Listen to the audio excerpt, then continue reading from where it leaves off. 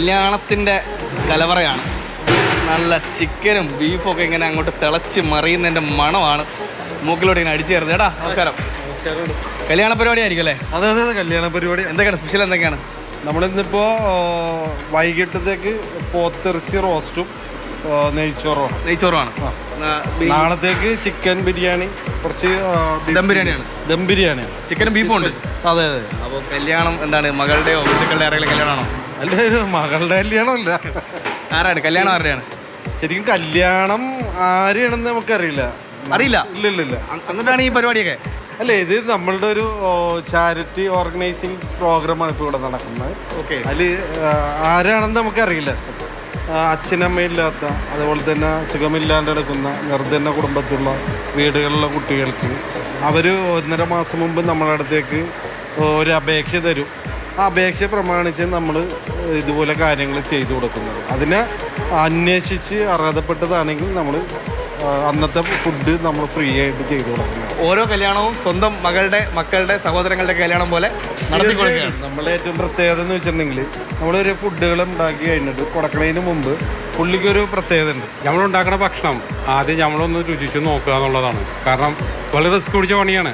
ഇപ്പോൾ ബിരിയാണി വെച്ചാലും മറ്റേ പോത്തിറച്ചി റോസ്റ്റ് വെച്ച് കഴിഞ്ഞാലും ഗീ റൈസ് വെച്ചാലും ഏതായാലും ഭക്ഷണം എന്ന് പറഞ്ഞാൽ റിസ്കി ഇതാണ്. ഒരാൾക്ക് 2 പേർക്ക് ഉണ്ടാക്കണമല്ല. ഇത് ഞങ്ങൾ പഠിച്ചതെന്ന് പറഞ്ഞാൽ കോവിഡ് കാലത്ത് മുതൽ ഞങ്ങൾ പഠിച്ചതാണ്. അന്ന് 5500 ആൾക്കാർക്ക് നമ്മൾ ഭക്ഷണം ഉണ്ടാക്കി കൊടുക്കുമായിരുന്നു.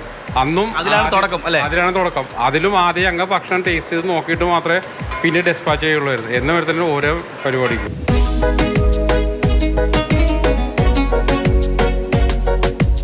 ഇന്ന് 4 കല്യാണമുണ്ട്.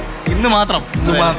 ഇവര് സാധാരണ പൈസ വാങ്ങി ചെയ്യുന്നതിനേക്കാൾ കൂടുതൽ കെയർ ചെയ്തുകൊണ്ട് ചെയ്യുന്നു. അപ്പം അത്രത്തോളം ആത്മാർത്ഥമായിട്ട് നമ്മൾ ഈ കുടുംബത്തിനോട്. പക്ഷേ ഈ കുടുംബത്തിന് നമ്മളെ അറിയില്ല, നമുക്ക് അവരെ അറിയില്ല. അപ്പോൾ ഇത് ഇത്രയും കേട്ട് നിങ്ങളുടെ കഥ അറിഞ്ഞ് 200ാമത്തെ കല്യാണത്തിന് നിങ്ങളെ സഹായിച്ചില്ലെങ്കിൽ ഞാൻ അവിടെ നിൽക്കുന്നില്ല.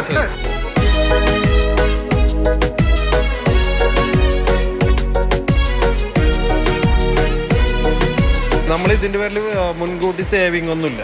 നമ്മളൊരു ആവശ്യങ്ങൾ വരുന്നതനുസരിച്ചാണ് പലവരായിട്ട് അപ്രോച്ച് ചെയ്യണം. അവരുടെ സഹായം ചിലപ്പോൾ കൂടുതൽ, പൈസയേക്കാൾ കൂടുതൽ അവർ ഇതിൻ്റെ അരിയായിട്ട് വരും, മീറ്റായിട്ട്. ഞങ്ങളിപ്പോൾ വന്നപ്പോൾ കൊണ്ടിരുന്നു. അതെ. അങ്ങനെയാണ് ഓരോരുത്തർ സ്പോൺസർ തന്നെ.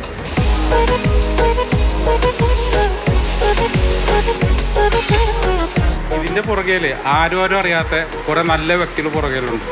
പേര് വെളിപ്പെടുത്താൻ ആഗ്രഹിക്കാത്ത അവരെ സാമ്പത്തികമാണ് ഞങ്ങളെ എന്താ പറയുക കരുത്തും നമ്മളെ ഉത്സാഹവും ഇത് മുമ്പോട്ടുണ്ടായി നമ്മൾ നയിക്കണത്. നല്ല ഞെരിപ്പൻ നെയ്ച്ചോറ് റെഡിയായി കഴിഞ്ഞു.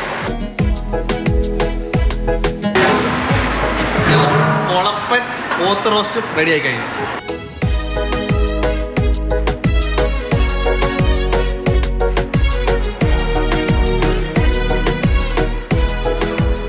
ഓരോ കല്യാണവും ഈ നാടിൻ്റെ കല്യാണമായി മാറുകയാണ്. ആർക്കെന്നറിയാതെ, ആൾക്കൂട്ടമറിയാതെ ഇലകളിൽ സ്നേഹം വിളമ്പി അവർ മടങ്ങുകയാണ്. ഈ കൂട്ടായ്മയിലെ പേരുപോലെ ഓരോരുത്തരും മഹാത്മാക്കളായി മാറുകയാണ്. ക്യാമറമാൻ ആന്റണി ഗ്രിഗറിക്കൊപ്പം ആദിത്യൻ ഓമനക്കുട്ടൻ, മാതൃഭൂമി ന്യൂസ്, കൊച്ചി.